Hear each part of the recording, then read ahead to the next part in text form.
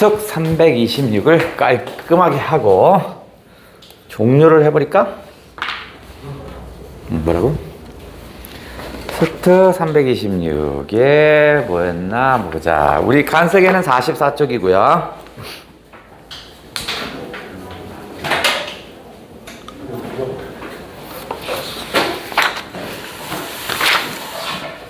자, 그러면 EBS에서 초점을 뒀던 걸 먼저 한번 해볼게요. 얘가 무엇을 얘기했는지.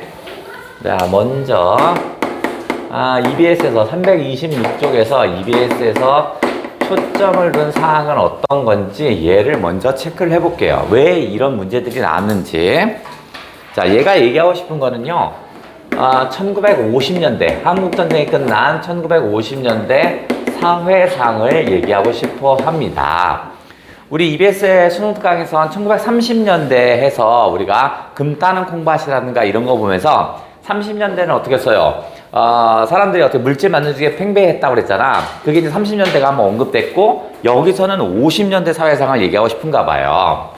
50년대는 한국전쟁이 끝났으니까 아직 혼탁하겠죠. 난 엄청나게 혼탁한 사회상입니다. 혼탁한 사회상. 그러니까 혼탁한 사회상이면 여기서 이렇게 세모가 되겠지, 일단은. 그러면 이렇게 어떤 의미에서 혼탁한 사회상이냐면, 전쟁이 끝나다 보니까 얘들은 뭐냐면 생존을 위해서, 그러니까 내가 원래 인간이라는 놈이 악해서가 아니라 먹고 살려고, 살기 위해서 얘들은 뭐냐면 도덕과 윤리를 멀리합니다. 도덕과 윤리를 멀리해요. 멀리할때요. 그러니까 뭐 부정적인 거겠죠. 도덕과 윤리를 멀리했다는 거 이 자체가 이미 부정적인 거죠. 사람이로서 그러면 안 되잖아. 그래서 도덕과 윤리를 멀리하다 보니까 먹고 살아야 되니까 사람들이 뭐 했냐면 물질 만능주의, 돈이면 모두 다라는 이런 생각이 팽배합니다. 요게 물질 만능이 팽배하고, 그 다음에 서로 간에 믿을 수가 없어요. 불신. 다 사기칩니다. 조금만 방심하면 저놈이 나를 사기치기도 하고 뭐 사기치고, 또는 멍청한 애가 발견되면 내가 사기쳐서 걔를 등쳐먹고, 이런 사회가 이때였대요.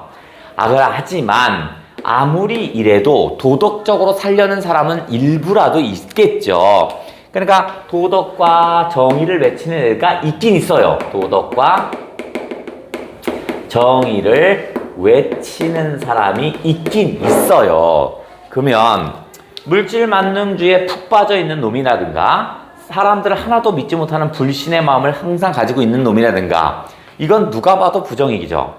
도덕과 정의를 외친다는 건 얘는요 긍정이겠죠. 그런데 문제는 이 물질 만능주의에 팽배한 놈과 불신에 가득한 놈들이 이 사회의 다수고요. 다수고, 도덕과 정의를 외치는 이런 사람들은 극소수입니다. 극소수야. 그래서 어떤 현상이 나타나냐면, 보통은 도덕과 정의를 외치는 게 도덕적 위기가 있으니까 얘네들이 존경의 대상이 돼야 되는데, 이 사회는 그게 아니야. 이 다수가 오히려 이 극소수를 몰아붙입니다. 너들은 새끼야 무능력해서 그러는 거야. 아니 능력 있어봐라. 돈 벌고 잘 사는 거지. 뭐 도덕과 정의가 널 먹고 살게 해주냐? 아유 무능력한 새끼, 무능한 놈, 이런 거. 너는 현실에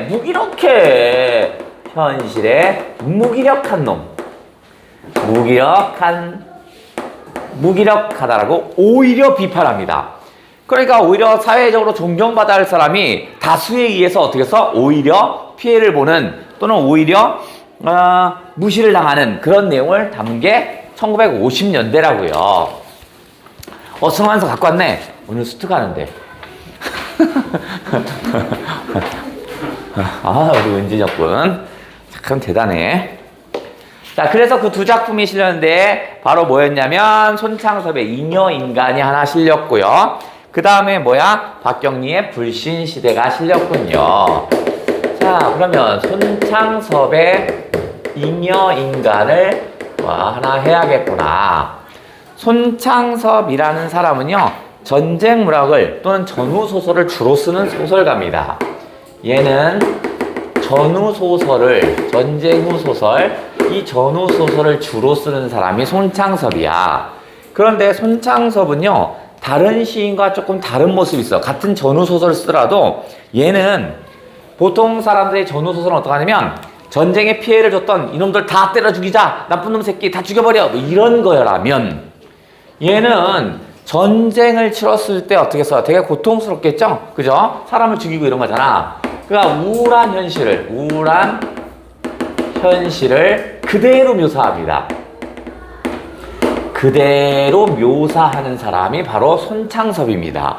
그래서 손창섭의 소설은 되게 어두워요.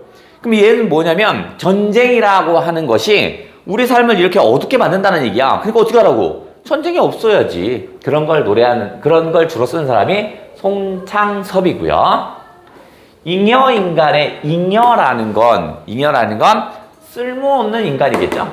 요것의 의미는 쓸모없는 인간이겠죠. 남아도는 사람이니까 쓸모없는 인간이란 얘기겠지? 자, 그런데 저 잉여는 이게 또 러시아 문학 용어이기도 하대요. 러시아 문학 용어이기도 하는데 이 러시아 문학 용어에서 잉여라는 말은 어떤 거냐면 사회와의 부조화 상태를 잉여라고 한답니다. 우리 식에서 잉여라는 건 남아돈다, 쓸모없다인데 이 러시아에서는 이것을 사회와의 부조화 상태라고 얘기한대요. 부조화 상태를 잉여라고 한다고 합니다. 그럼 어떻게 결이 우리랑 좀 비슷하기도 한 것 같아요. 쓸모없는 인간이니까 사회에 조화롭지 못한 거잖아. 뭐 사회의 부조화 상태잖아. 그러니까 우리가 좀 껴맞추면 우리도 납득이 되는 것 같습니다. 납득이 되는 것 같아요. 자, 그래. 자, 그러면 요놈의 인물도를 전체를 한번 그려보면 대충 얘기가 나옵니다. 인물도를 그려볼게요. 자, 일단 누가 나오냐면 최익준이라는 애가 나옵니다. 최익준. 자, 최익준은 경제적으로 되게 무능력합니다. 얘는 경제적으로 무능력해요. 가족은 총 6명인데요. 얘가 돈 벌어오는 건 없어요. 그렇다고 얘가 취직 안 하려고 한다? 그건 아니야. 취직을 하려고 해요. 근데 얘는 현실에 대한 비판의식이 강해요. 현실에 대한 비판의식이 강합니다. 비판의식이 강해요. 그래서 취직을 했는데 어떤 놈이 월급을 덜 주는 거야. 그래서 빡칩니다. 그래서 어떻게 하냐면 사장이랑 싸웁니다. 그리고 나서 사장이 잘라요. 그 다음 무슨 부조리가 있으면 얘가 나서서 막 싸움을 합니다. 되게 성격이 어떤 불같은 사람이야. 그러다 보니까 이런 회사에서는 별로 얘를 좋아하지 않아요. 그래서 잘 쓰지 않아요. 그러다 보니까 어떻게 써요? 얘는 경제적으로 무능력한 거죠. 그래서 얘의 아내가 뭐 하냐면 생선장수예요.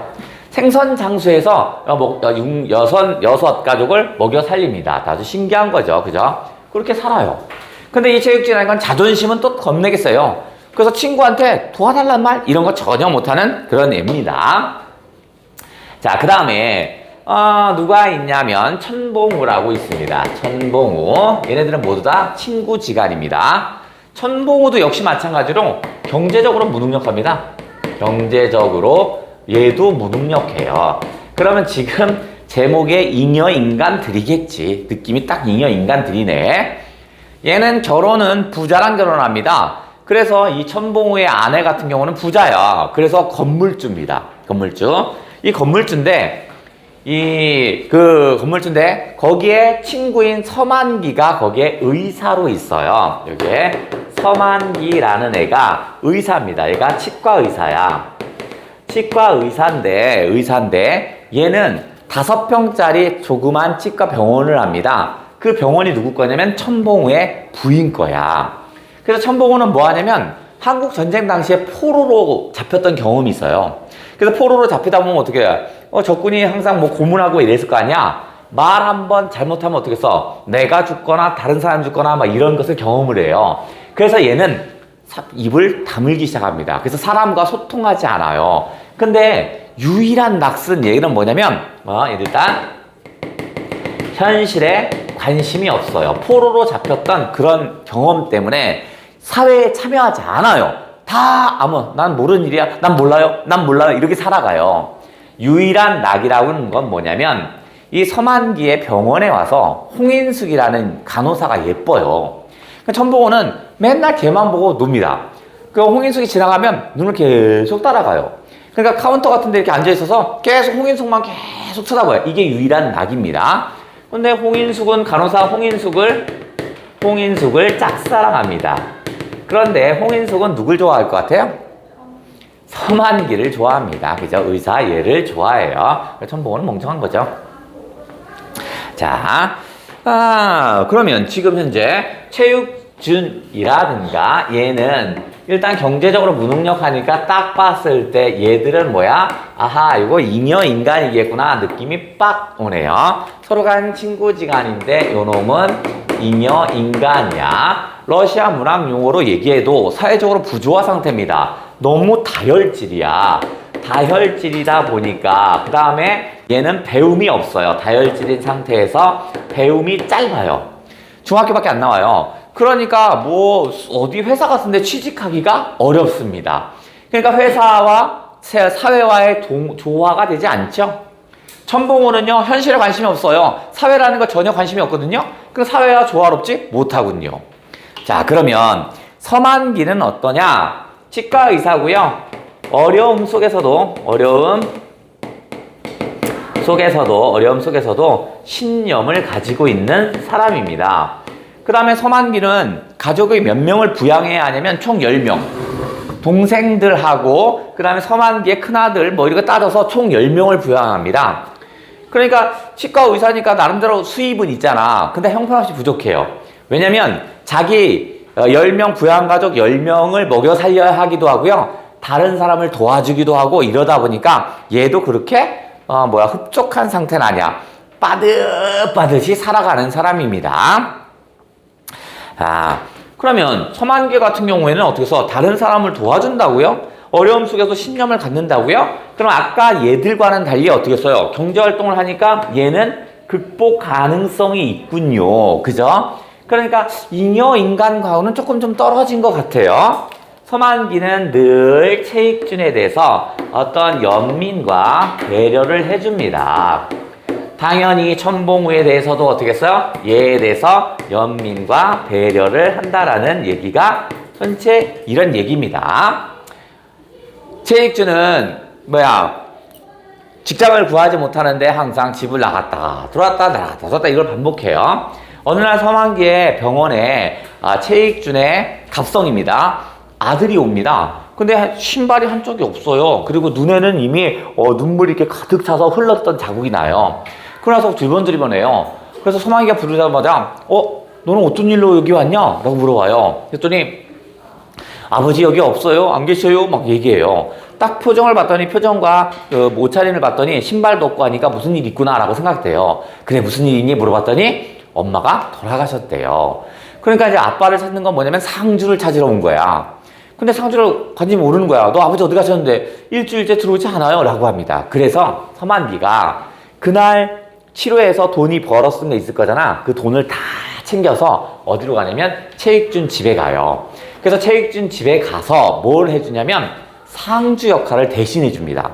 그래서 장례를 다 치러요. 장례를 다 치르고 나서 그때 체익준이 옵니다. 집으로 와요. 그랬더니 막 체익준의 장모가 저런 새끼가 죽어야 되는데 왜 내 딸이 죽는 거야? 막 한탄도 합니다.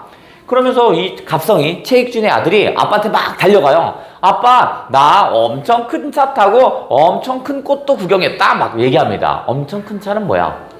장례식 차량이죠. 그죠? 장례식 차. 그걸 탔다라는 그런 얘기를 합니다. 그러면서 체익준이 어떻게 해서 하늘을 보고 통곡한다라는 뭐 그런 얘기가 전체 이런 얘기입니다. 그런데 아까 지금 체익준과 천봉우가 잉여인간이라고 했는데 서만기도요.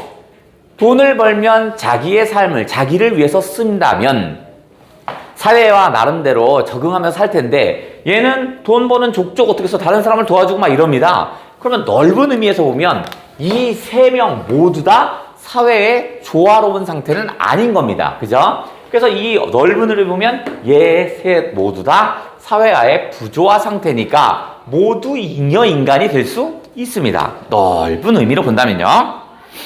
좋아. 자, 그러면 어디 326조를 한번 함수 한번 읽어볼게요. 내용이 어떤 건가? 자, 그래. 너 이 병원은 어떻게 알았니? 아, 지금 최갑성이 익준의 아들입니다. 너는 최갑성인 거야. 최갑성이가 어디에 왔냐면 지금 병원에 온 겁니다. 저때 아버지하고 돈 꾸러 왔었어요. 돈 꾸러? 여기로 왔다고? 그러니까 지금 서만기는 모릅니다. 최익성이 돈 꾸러 온지 몰라요. 왜냐면 최익성이 꾸러 왔는데 자존심이 발동합니다. 그래서 친구한테 돈 빌려달라는 말을 못해요. 그래서 그냥 돌아갔거든요. 네, 아버지가 엄마하고 무슨 얘기 하다가 울었단 말이에요. 뭐 생활고겠죠? 생활고가 곤란하다 보니까 생활고로 인한 곤란이겠죠? 그리고 나 데리고 여기까지 왔댔어요. 뭐 그래서 돈은 꿔갔다니? 아니요. 나보고 길거리에 서서 기다리라고 해서 한참이나 이 앞에서 기다리고 있었는데 아버지가 나와서 그냥 돌아가라고 했어요. 돈을 구하지 못한 거지. 그러면서 뭐 저녁에는 돈을 마련해 갖고 돌아갈 테니까 집에 가서 엄마 보고 조금만 참고 기다리라고 했단 말이에요. 그러니까 자존심 때문에 친구한테 돈 달라고 못한 거야. 그러니까 아들한테 직접적으로 돈 꾸는 모습을 보여주긴 싫으니까 너 잠깐 여기 있어 하고 병원에 들어가서 돈을 꾸려 갔는데 직접 자존심 때문에 말을 못하고 나온 겁니다. 만기는 지그시 눈을 감았습니다. 일종의 연민의 마음이죠. 에이, 새끼 돈 좀 달라고 하지. 왜 그랬지? 뭐 이런 거겠지. 마음이 복잡하거나 괴로울 때 하는 버릇이었습니다. 옷이라고는 언제나 탈색한 서지 군복 바지? 그냥 무슨 모직 바지인가 봐요. 군복 바지에 채색한 해군 작업복 상의만을 걸치고, 그러니까 군복 같은 거 입고 다니나 보죠. 걸치고 다니는 초라한 익준의 몰골이 감은 눈앞에 스치고 지나갔습니다. 그러면서도 익준은 병원에 와서 돈을 구워달라고 한 번도 손을 내밀어 본 적이 없었습니다. 뿐만 아니라 그는 단 한마디도 딱한 집안 사정을 입 밖에 비춰본 일이 없었습니다. 만기도 그의 가정 형편이 그렇게까지 말이 아닌 줄은 모르고 있었습니다. 그렇다면 만기가 익준의 가정 상태는 아들을 통해서 알게 됐군요. 너 몇 학년이냐? 학교 그만뒀어요. 그럼 놀고 있어? 신문장사예요. 그럼 학교 그만뒀어요. 세모. 신문장사예요. 세모. 해볼게요. 이걸 통해서 어떻게 해서 가난한 삶이라는 걸 추측할 수 있겠죠. 학교도 못 갈 정도고요. 꼬마아이가 신문팔이를 한다는 것 자체는 가난한 삶이라는 얘기죠. 만기는 그런 말까지 캐물은 게 도리어 후회스러웠습니다. 왜냐면 이게 꼬마한테 상처가 될까봐. 그죠? 나름대로 만기는 생각이 좀 깊은 애구나. 그는 소년을 위로해서 돌려보내고자 나서도 마음이 무거웠습니다. 남의 일 같지 않았습니다. 왜냐면 나도 지금 경제적으로 어렵거든요. 부양가족이 10명인데 그걸 꾸역꾸역 지금 살고 있거든요. 남의 시설을 빌려서, 남의 시설은 누구냐면 천봉우의 부인 집입니다. 개업을 하고 있다라고는 하지만 만기 자신 생활에도 극도로 시달리고 있었기 때문입니다. 자그마치 10식구에 버는 사람이라고 만기뿐이니 당할 도리가 없었습니다. 대가족이 먹고 입는 일만도 숨이 가쁠 지경인데 동생들의 학비까지 당해내야만 했습니다. 대학생이 하나, 고등학생이 둘, 얘네들 만기 동생. 거기에 초등학교 다니는 자기 장남, 그러니까 자기 맏아들까지 합친다면 그야말로 무서운 지출입니다. 피를 짜내듯 해서 거의 기적적으로 감당해 오고 있었습니다. 그 밖에 동생뿐만 아니라 늙은 장모, 어린 처남, 처제들만이 아득아득 있는 처가에도 다달이 쌀말 값이나 보태주지 않으면 안 됐습니다. 하기는 그런대로 개업을 하고 있는 만기에게는 5평짜리 치과입니다. 조그만 거야. 다소의 수입이 있었습니다. 그러나 동란 이래 전쟁 이후에 직업을 갖지 못하고 있는 익준의 생활이 그만치도 지탱되어 왔다는 것이 한편의 수수께끼 같은 일이었습니다. 그럼 얘네 집은 어떻게 지탱됐냐면 익준의 아내가 생선장수하면서 부양가족 6명을 키워냅니다. 이건 거의 기적이다 뭐 이런 얘기 하고 있는 거야. 익준은 취직을 단념하고 있었습니다. 외정 때 겨우 중학교를 나왔을 뿐 특수한 기술도 백도 없는 데다가 나이마저 39겟을 반이나 넘었고 보니 취직이란 말 그대로 별따기였습니다. 배운 거 없지. 그 다음에 다혈질이지. 그러니까 잘 쓰임이 없어요. 게다가 남달리 정의감과 결벽성이 세기 때문에 사소한 부정이나 불의를 보고도 참지 못하는 그는 설사 어떤 직장을 얻어 걸렸다 해도 오래 붙어 있지 못했을 것입니다. 사변 전에도 직장다운 직장을 오래 가져본 적이 못했던 것은 오로지 그러한 그의 성격 탓입니다. 그렇다고 장사를 하자니 미천도 없거니와 이 또한 고지식한 그에게 될 일이 아니었습니다. 언젠가는 생각도 못해 노동판에도 섞여봤습니다. 그 역시 해보지 않았던 일이라 한 몫을 감당할 수 없거니와 사무실에서 인부들의 임금을 속여먹는 줄 알게 되자 정의감이 불타니까 불의를 참지 못하니까 싸웠겠죠? 근데 나 대뜸 쫓아와서 시비 끝에 주먹다짐까지 벌였던 것이었습니다. 그러기 최근 1년 동안은 양심적이고 동지적인 같은 뜻을 가진 자본주를 얻어 먹고 살 수 있는 동시에 국가 사회에도 이익을 할 수 있는 사업을 스스로 일으켜야 하겠다고 되게 이상적인 거군요. 자신에게 이익도 생기고 국가에 이익도 생긴 일거양득을 찾다니 이거 힘들겠다 이거 하고 그는 날마다 거리를 휘젓고 다녔습니다. 그가 말하는 국가 사업에도 보익하며 도와주며 먹고 살 수 있는 사업이란 제가 꿈꾼 게 있어요. 강선종 오셨네요. 한국에 와 있는 외국인 상대의 일용 잡화 및 식료품 상이었습니다. 그러니까 한국에 있는 외국인을 대상으로 다이소 같은 거네. 그의 친지 가운데 외국인 선교사들과 교섭이 잦은 기독교인이 있었습니다. 그 친지 말에 의하면 현재 한국에 와 있는 외국 민간인의 대부분이 식료품이나 일용품 같은 것을 거의 도쿄나 홍콩에서 주문해다 쓰고 있다는 것입니다. 그것은 외국인 자신에게 있어서나 시간적으로 경제적으로 상당한 손실일 뿐 아니라 불편하기 때문에 이를 데 없는 일이지만 한국 상품의 물품은 그 가격이나 질에서 도무지 신용을 얻을 수가 없으니 부득이한 일이라고 한 것입니다.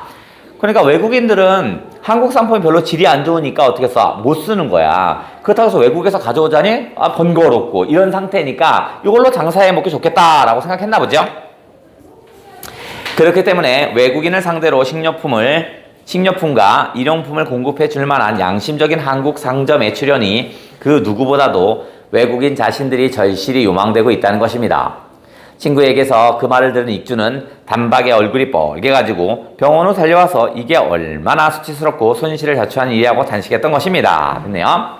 자, 그 뒤에 내용이 어떻게 될 거냐면 이 천봉우의 아내가 서만기가 관심이 있어요. 그래서 서만기한테 얘기합니다. 너 나랑 결혼하면 이 병원은 네 거다 라고 이렇게 얘기를 해줘요. 그게 적극적으로 대시를 합니다. 근데 서만기 입장에서는 어떻게 했어요? 천봉우는 자기 친구죠? 그러니까 그것을 허락지 않아요. 그랬더니 천봉우의 아내가 어떻게 하냐면 그럼 요번 달까지 이 병원 빼 라고 얘기를 합니다. 그랬더니 어떻게 해서 홍인숙이 자신의 월급 통장 다 뜯어요. 그리고 나서 이걸로 보태라고 해요. 근데 서만기는 아니야 이건 내일이니까 당신이 결합할 필요는 없어 하면서 자기가 스스로 일 처리를 하려고 해요. 그때 누가 올 거냐면 최익준의 아들이 엄마가 죽었다고 돌아올 겁니다. 찾아올 거야. 그리고 나서 어떻게 해서 서만기는 돈을 다 모아서 뭐 해준다고 해서 상주 역할을 해준다라는 거기가 그 지점입니다. 그래 요게 하나가 나왔다면 두 번째 작품이 그 밑에 실렸습니다. 두 번째 작품은 바로 뭐냐면 박경리의 불신시대네. 자, 박경리의 불신시대가 실렸습니다. 불신시대. 자, 박경리 작품이 아주 한 10년, 15년 전에는 잘 나왔는데 그건 통 안 나왔거든요. 그래? 그러면 좀 나올 법도 된 거 아닐까? 따져봐야겠네, 이제. 자, 전체 얘기를 한번 해볼게요. 불신시대. 그러면 여기죠? 여기. 당시에 1950년대는 불신의 감정이 커졌다고 그랬잖아. 누가 어떤 불신을 가졌는지 한번 해보자. 자, 진영이라는 여자애가 있습니다. 얘가 이 글의 주인공입니다. 주인공이야. 그럼 남편은 어떠냐? 한국 전쟁 당시에 잠깐 저기 깜빡한다.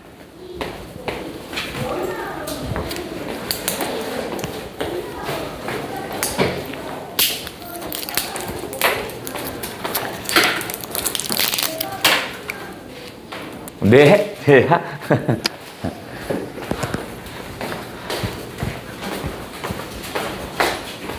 자, 진영이야. 자, 진영이는 한국전쟁 당시에 남편이 어떻게 하냐면요. 피란을 가는데 꼬마아이가 쓰러집니다. 그래서 살려주세요, 살려주세요 막 합니다. 그래서 남편이 어떻게 해서 이 정의감에 불타서 그 꼬마를 구하러 갑니다. 구하러 가서 꼬마를 일으켜서 이제 데리러 올려가는데요. 폭탄이 그 남편에게 정확하게 땅 떨어집니다. 그래서요, 그 파편에 준 것도 아니야. 그냥 폭탄에 정확하게 다이렉트로 맞아요. 그래서 남편은요, 폭탄에서 죽어요. 남편은 폭탄에 맞아 죽어요. 아유, 비참하네. 자, 그 다음에 이제 아들이 딱 하나 있습니다. 남편은 죽었고요. 아들이라 하면 딱 하나 있어요. 근데 아들이 뭐 하냐면 이제 한국전쟁이 끝났어. 자전거를 타다가 자빠집니다. 그래서 뇌진탕 증세에서 잠깐 쓰러져요. 그런데 이 의사가 뭐 하냐면 뇌진탕으로 쓰러졌는데 갑자기 뇌수술을 하기 시작합니다. 그러니까 보이자마자 그게 없어요. 진단 이런 거 없습니다. 손도 안 씻고 그냥 막 뇌수술하고 막 난리가 납니다. 그러니까 이 의사가 무성의한 진료를 합니다. 그냥 의사의 무성의한 진료를 해요. 그러면서 잠깐 뇌진탕 증세인데 그거를 어떻게 써? 얘가 이건 정신이 없는 애구나, 수술해야지 합니다. 근데 손이 막 더럽고 막 난리가 납니다. 그래서 뇌수술을 하면서 역시 합병증으로 아들이 죽습니다. 아들은 문수거든요. 문수. 아들이 사망합니다. 아들이 뇌수술로 사망. 그러면 남편 죽었지. 그나마 하나 의지하고 사는 아들도 죽어요. 이거만 있냐? 진영이 자체도 폐결핵에 걸립니다. 폐결핵에 걸려요. 그러니까 진영은 그렇게 행복한 게 아니네. 남편 죽어. 그 다음에 아이는 억울하게 죽어. 그 다음에 자신은 또 폐결핵인 상태네요. 그래서 진영이는 원래 성당 다니는데요. 아들을 자기 때문에 죽었다고 생각합니다. 그래서 어떻게 하냐면 아들의 삶을 행복하게 하기 위해서 뭐 하냐면 절에 갑니다. 절에 가서 그 위패라고 하죠. 걔의 사진을 절에다 이렇게 보관하고자 합니다. 자신의 어떤 죄책감을 찢고자. 그러면 이제 위패를 이렇게 보관을 해야 되는데 이제부터 진영이는 1950년대의 어떤 다양한 삶을 목격할 겁니다.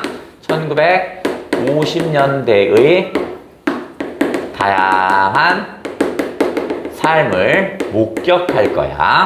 여러 개를 목격합니다. 그걸 통해서 뭐 하냐면 불신감이 점점 증폭할 겁니다. 목격하면 할수록 이 세상은 이렇게 살면 안 되는데 뭐 이딴 것들이 다 있어? 이걸 느끼기 시작합니다. 자, 그러면 첫 번째 뭐냐면 진영이는 폐결핵에 걸렸다고 그랬죠? 그래서 어디를 가냐면 병원에 갑니다. 병원이라 하면 어떤 공간이냐면 아픈 곳을 치료하는 것이죠. 그죠? 일종의 구원의 공간이라고 할 수 있습니다. 구원의 공간인 긍정이겠지. 그래서 얘가 일단 병원에 갑니다. 어디 가냐면 Y병원이면 연대병원인가? Y병원에 갑니다. 그 당시 한 50년 되니까 없어. 자, 여기는 뭐냐면 얘가 폐결핵에 걸리니까 일단 페니실린이나 이런 주사를 놔야 되는 거야. 근데 이제 진영이는요, 이렇게 이런 공부를 좀 했어요. 그래서 그 주사가 뭔지 알아요. 페니실린 약병이 이만큼 있는데 이놈이 약을 다 넣는 게 아니라 3분의 1만 넣어요. 그래서 약병을 옆에다 놔둬요. 그럼 가만히 봤더니 다른 사람이 오면 거기서 다시 3분의 1을 빼서 또 넣는 거야. 그럼 어떻게 해서 한 명이 써야 되는데 3명, 4명 이렇게 쓰는 거야. 이런 새끼가 다 있어. 즉 주사량을 속이고 있습니다. 주사량을 속여요. 왜? 돈이죠. 그죠? 물질 만능주의니까 저렇게 해서 돈을 빼려고 하는 거지. 그래서 이 병원 있으면 안 되겠다 싶어서요. 옮깁니다. S병원을 옮깁니다. 그래서 이것도 서울대병원이야 이거. S병원. 아니야. 이따 없어. 그때 그 병원 없다. 자, 이번에 갔더니 의사가 건달입니다. 야, 대충 주사 한번 놔주고 보내.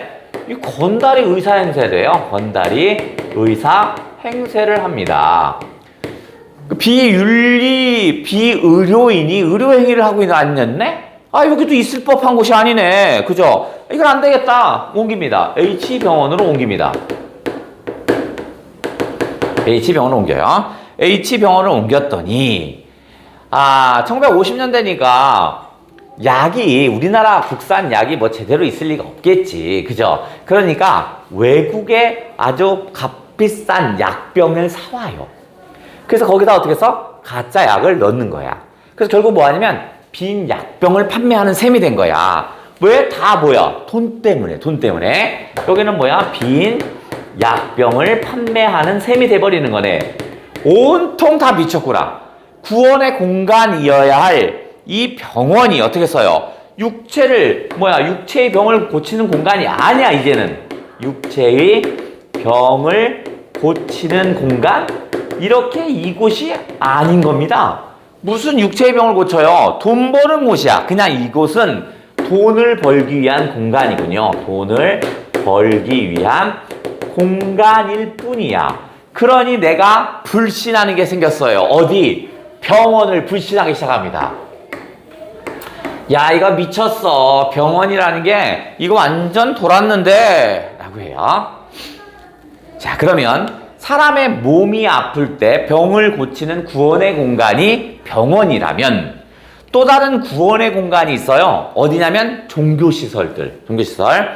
자, 이놈은 절만 나오는 게 아닙니다. 다 나와요. 성당도 씹고요. 그 다음에 사찰, 절도 씹고요. 다 씹어요. 다 씹어요. 이 사찰은 절입니다. 절. 불교. 야. 자, 얘도 역시 마찬가지로 구원의 공간입니다. 사찰도 구원의 공간이죠. 구원의 공간이야. 병원이 육체의 구원의 공간이라면 얘는 정신적인 구원의 공간이어야 되지. 그죠? 그잖아. 우리가 뭔가 믿음을 갖는다라고 이런 것들은 구원의 공간이잖아. 근데 내가 아까 아들이 죽고 나서 위패를 절에 모시려고 하는 거야. 그죠? 가난한 삶에서 아들은 어떻게 해서 영원히 불교시설에서 위탁하고 싶었나 보죠? 그런데 문제는 뭐냐면 내가 먼저 와서 이제 위탁하려고 이렇게 있는데 줄을 섰어요. 나 차례야. 근데 갑자기 딴 사람이 먼저 들어옵니다. 왜 그런가 봤더니 이 절이라는 곳이요. 영혼을 모시는 곳이 아니라 돈을 많이 낸 사람. 그 사람이 먼저야. 그래서 경찰서장이 가족이 누가 죽었나 봐. 그랬더니 어떻게 해서 경찰서장한테 모든 스님들이 가서 굽적굽적 절을 하는 거야. 왜? 돈을 많이 냈거든요. 시주를 많이 했거든요. 이 공간은 뭐냐면 돈에 따라 대우가 달라져요. 돈에 따라 대우가 달라져요. 한마디로 시주를 많이 하면 그곳에 어떻게 써요? 그 사람들에게 모두 다 얽매이는 거야. 그래서 뭐가 있었냐면 경찰서장을 되게 우선시합니다. 왜냐면 경찰서장이 시주를 많이 했어요. 경찰서장을 우선시하고 있더라고요. 그 다음에 스님들을 보면 뭐 탁발 간다고 그러잖아. 그래서 뭐 가정집에 가서 뭐 남의 한벌탑에서 뭐 쌀들 얻어가고 하잖아. 그죠? 그러니까 탁발 또는 시주로 얻은 쌀이잖아. 자, 시주로 얻은 쌀이 있죠? 얻은 쌀을 가정집에 되팔아요. 가정집에 되팔기. 그러니까 영혼의 구원을 받는 이 절이라는 곳이 어땠어요? 지친 영혼을 치유한다? 아니야. 그런 공간이 아니야. 얘는 지친 영혼을 치유하는 공간이 아닙니다. 치유하는 공간이 아닌 거야. 이것도 뭐야? 돈을 벌기 위한 공간이야. 돈을 벌기 위한 공간이었던 겁니다. 그러니 다시 불신이 생기죠. 어디? 사찰, 즉 불교, 절에 대한 불신이 생깁니다. 그러면 절만 이러냐? 아니에요. 절만 불신이 생긴 게 아니라 이번에는 어디로 가냐면 성당을 합니다. 자, 이것도 역시 마찬가지로 구원의 공간이겠죠? 구원의 공간이야. 근데 성당은 신발을 벗고 들어가야 합니다. 신발을 벗고 들어가야 하는데 맨날 신발이 없어집니다. 사라져요. 성당을 다니는 사람들끼리 서로 신발을 훔쳐갑니다. 신발 훔쳐가요. 신발을 자주 분실해요. 그러니까 서로 지네들끼리 서로가 훔쳐가는 거야. 그러니까 어떻게 써요? 이제 사람들이 못 믿어요. 서로 간에 불신합니다. 저놈이 내 신발 훔쳐갈 거야. 뭐 이런 거야. 서로를 불신한답니다. 바로 성당이라는 거, 종교라는 건 믿음 아니냐? 그죠? 내가 누군가를 믿는다 이런 거잖아. 근데 누군가를 믿는다라는 사람들이 사실은 제일 못 믿습니다. 저놈은 내 걸 훔쳐갈 거야. 라고 생각하는 게 이곳이야. 그 다음에 이 성당에선 헌금을 강요합니다. 헌금을 많이 내야 천국 가요. 헌금을 많이 내야 천국 가요. 헌금을 내지 않으면 지옥에 떨어져요. 계속 이럽니다. 그러니까 이 뭐야? 헌금을 강요합니다. 그럼 이것도 역시 마찬가지야. 이 성당이라는 곳은 지친 영혼, 개뿔 이런 거 아니죠. 지친 영혼을 치유하는 공간이 아닌 거야. 얘도 뭐야? 돈을 벌기 위한 공간입니다. 온통 세상이 돈을 벌기 위한 공간들입니다. 돈을 벌기 위한 공간인 거야. 그래서 다시 성당에 대한 불신입니다. 육체의 구원을 받는 것도 실패. 정신의 구원을 받는 것도 실패. 진영이 할 수 있는 건 아무것도 없는 거야. 그래서 진영이는 어떻게 하냐면 절에 가서 아들의 위패를 불로 태워버립니다. 아들의 위패를 태워버려요. 야, 내가 이런 더러운 공간에서 내 아들을 맡길 수가 없어 하면서 불을 확 태워버립니다. 위패를 태웁니다. 아들의 위패를 태우는 것은 이걸 통해서 뭐겠어? 아직은 현실에 대한 저항 의지겠죠. 현실 저항 의지를 가지고 있는 게 요 놈이다.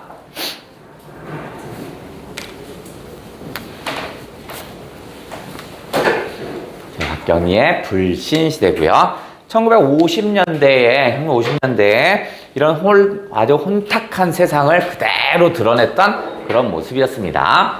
그럼 앞에서 했던 손창섭의 잉여인간에서는요, 사회와 조화롭지 못하는 상태. 그 다음에 불신이고요. 세상 모든 게 돈 때문에 돈에 맞춰 살아가는 이런 모습이 담겼군요. 어디 한번 슬쩍 한번 읽어볼게요. 읽기 전에 자, EBS에 나온 지점을 좀 슬쩍 설명을 한번 해볼게요. EBS에 나온 내용이 거기 내용은 뭐가 나왔냐?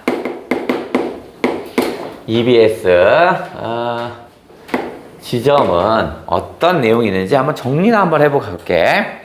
자, 진영이가 있고요. 진영이가 있고 같은 성당에 같이 있는 사람이고요.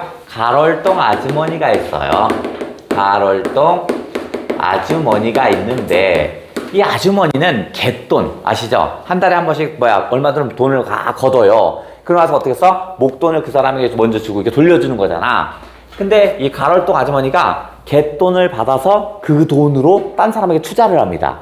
투자를 하든가 해서 이익을 얻어먹는 거야. 자기 돈 한 푼도 안 들고 투자하는 거야. 그죠? 이렇게 하다가 중간에 누가 도망가면 어떻게 해요? 갯돈이 없어 사라져버리는 거죠?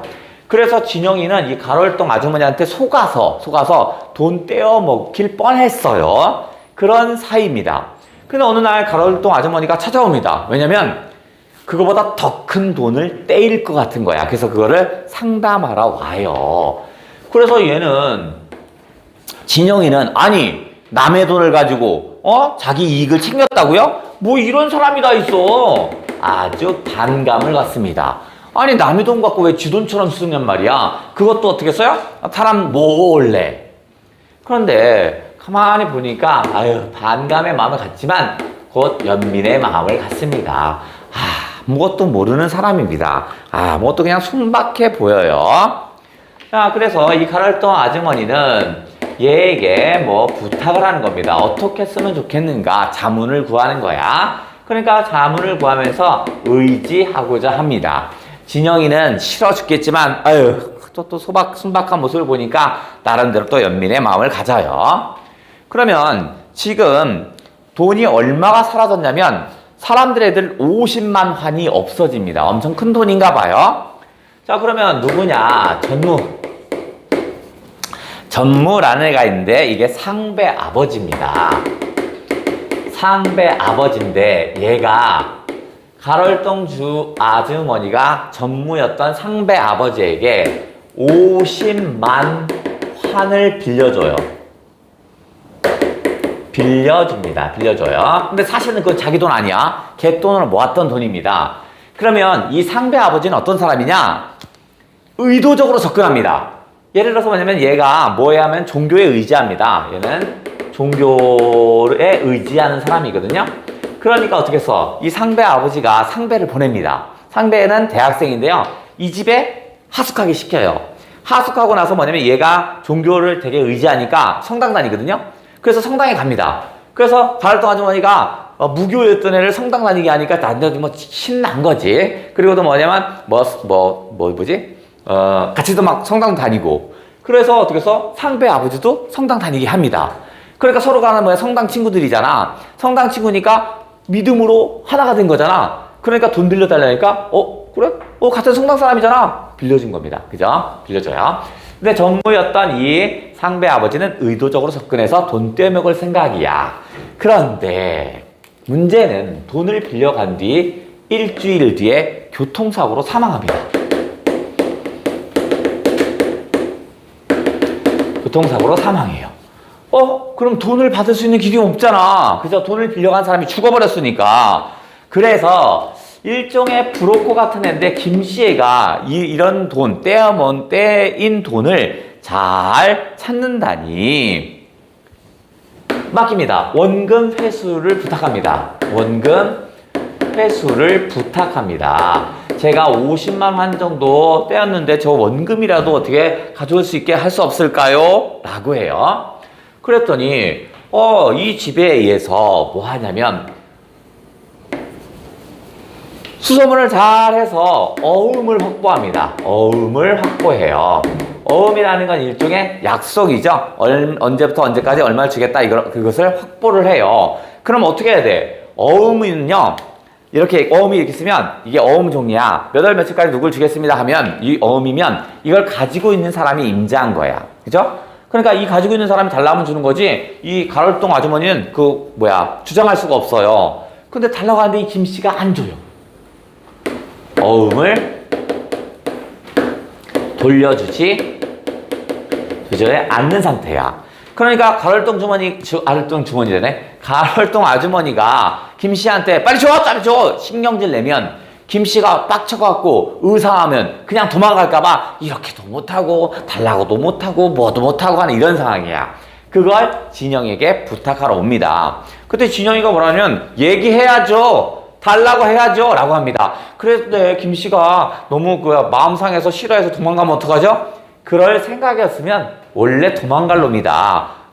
어떻게도 도망갈 놈이니까 빨리 지금 달라고 해야 한다. 이렇게 얘기를 합니다. 그 지점이 좀 실렸어요. 한번 볼게요. 그래서 빌려준 돈이 얼마나 돼요? 진영이가 물어본 거야. 진영은 처음으로 입을 열었습니다. 50만 원이야. 진영은 속으로 놀랐습니다. 개를 해서 빚만 뒤집어 쓴 줄 알았는데 그런 대금의 비밀 거래를 하고 있었다는 것은 무엇을 의미하는 걸까? 진영은 차갑게 아주머니를 내쳐다봅니다. 왜냐면 배신감을 느낀 겁니다. 남의 돈으로 몰래 다른 짓을 하고 있죠. 아주머니 눈물을 글썽거리며 자식도 남편도 없는 내겐 그것만이 남겨진 것이었단 말이야. 낸들 얼마나 돈을 떼었겠어. 예전에 나도 좀 돈 좀 많이 떼었나 봐. 이 아줌마도. 근데 설마 내가 잘 되면 빚이라도 갚고 살겠지만, 그죠? 이 50만 원을 원금이라도 받으면 그 갯돈을 다시 돌려주면 되죠. 그러니까 빚은 갚은 셈이잖아. 근데 만약에 그 돈마저 내주게 된다면 떼먹히면 난 아주 파멸이겠죠. 그죠? 그러면 나로 끝나는 게 나만의 파멸이 아니라 갯돈을 줬던 사람들도 다 죽는 거야. 진영은 어디 미천든 장사였냐고 오금을 박아주고 싶었습니다. 그게 당신 돈으로 한 거야? 이렇게 하고 싶은 거야. 아주머니는 한참 만에 눈물을 닦고 이 일의 경위를 설명하기 시작했습니다. 돈 떼인 경위. 그 내용인즉은 죽은 사람은 돈을 쓴 회사의 전무였으며 5월 달에 빌려간 50만 원의 이자라고는 한 푼도 받아본 적이 없었다는 것입니다. 불안해진 아주머니는 전무에게 원금을 뽑아달라고 졸랐으나 영 내놓지 않아서 생각도 못해 같은 신자에게 의논을 했어. 성당 사람. 했더니 그의 남편인 김씨 일을 봐주겠나라고 하기에 일을 맡겼다는 것입니다. 그 김씨란 사람이 수단이 비상하여 마침내 사장 명의로 된 약속어음을 받게 됐고 그 며칠 후에 전무는 교통사고로 죽은 것이라고 합니다. 사장 명의로 된 약속어음을 받은 것은 무엇보다도 다행한 일이었으나 웬 까닭인지 김씨란 사람이 약속어음을 도무지 주지 않고 무슨 협잡을 하는지 알 수가 없다는 것입니다. 그렇다고 해서 그를 의심한다거나 비위를 거실러 놓는다면 돈 준 사람도 없는 지금 여자인에게 어떻게 사장이라는 사람에게 받아낼 수 있는 없고 이렇게 속이 탄다고 하면서 아주머니는 가슴을 치는 것이었습니다. 이야기를 다 들은 진영은 대관절 그 전문하는 사람을 어떻게 알고서 그런 대금을 줬단 말이에요. 그거 있잖아. 왜 상배 있잖냐. 그 상배 아빠야. 뭐예요? 그 용세 받았다는 그 상배 아빠요? 상배 아버지? 상배 말이야? 아주머니 얼굴이 빨개집니다. 진영은 기가 막힙니다. 그러고 보니 사업 때문에 상배 아버지가 서울로 오게 될 것이라는 말이 생각났습니다. 그럼 깜짝같이 종교를 이용했군요. 아주머니는 진영의 눈길이 부신 듯이 눈을 내리깝니다. 글쎄 지금 생각하니까 모두 계획적이었어. 용세 받은 것도 해도 신용보증으로는 종교보다 더 확실한 게 없죠. 아주머니는 비꼬는 진영의 말에 풀이 죽습니다. 진영은 풀이 죽은 아주머니부터 눈을 돌렸습니다. 영세를 받았기 때문에 믿고 돈을 준 아주머니, 신자이기 때문에 믿고 일을 맡긴 아주머니, 단순했다고 할 수밖에 없습니다. 그런 생각을 하면서 진영은 다시 아주머니를 쳐다봤습니다. 그의 약점을 추궁할 마음은 이미 사라졌습니다. 이제 연민이 생긴 거야. 처음에는 배신감과 반감이 있다면 이제 연민이 생겼어. 그래서 어떻게 할 작정이에요? 글쎄야, 그래서 의논하러 온 거잖아. 제 생각 같아서는 김씨가 일을 봐주되 어음은 아주머니가 가지는 게 좋을 것 같아요. 왜냐면 김씨가 떼먹을 수 있으니까. 그렇지만 어음을 찾아간다고 일을 안 봐주면 어떡해? 그땐 그에게선 딴 야심이 원래 있었다고 봐야죠. 그런 김씨가 일 안 봐줄 적엔 내가 좀 협조해 줄 수 없을까? 여자 혼자서 아무래도 호락호락 보일 것 같단 말이야. 아주머니는 말투는 애원이었습니다. 글쎄 그런 일에는 아주 딱 질색이었습니다. 그러나 진영은 약점을 안 뒤에 거절해버리는 것에 무슨 악마 취미가 같아서 아무렇지도 않은 얼굴로 그래요, 저도 같이 갈게요. 그러자 아무것도 모르는 어머니는 점심을 차려왔습니다.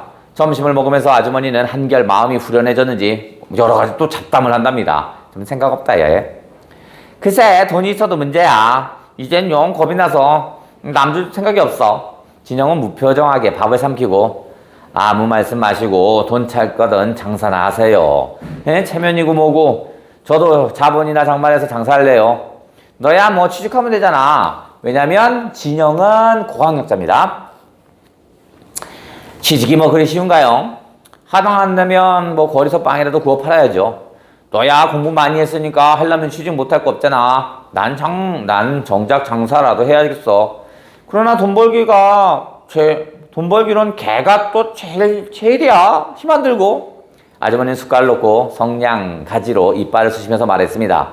진영은 뭐 그렇겠지. 그런 배짱이면 하다 말고 아주머니의 눈을 들여다봅니다. 물론 악의 그늘도 없는 맑은 눈이었습니다. 사회가 이렇게 사람을 불신하게 만들었다는 얘기입니다. 아무튼 돈 벌어야 돼. 돈이 제일이야. 세상에 그런 걸 어떡한단 말이야. 있네요. 그 옆에 문제 5, 6, 7, 8 정도 있네요. 가볍게 풀어줄까요?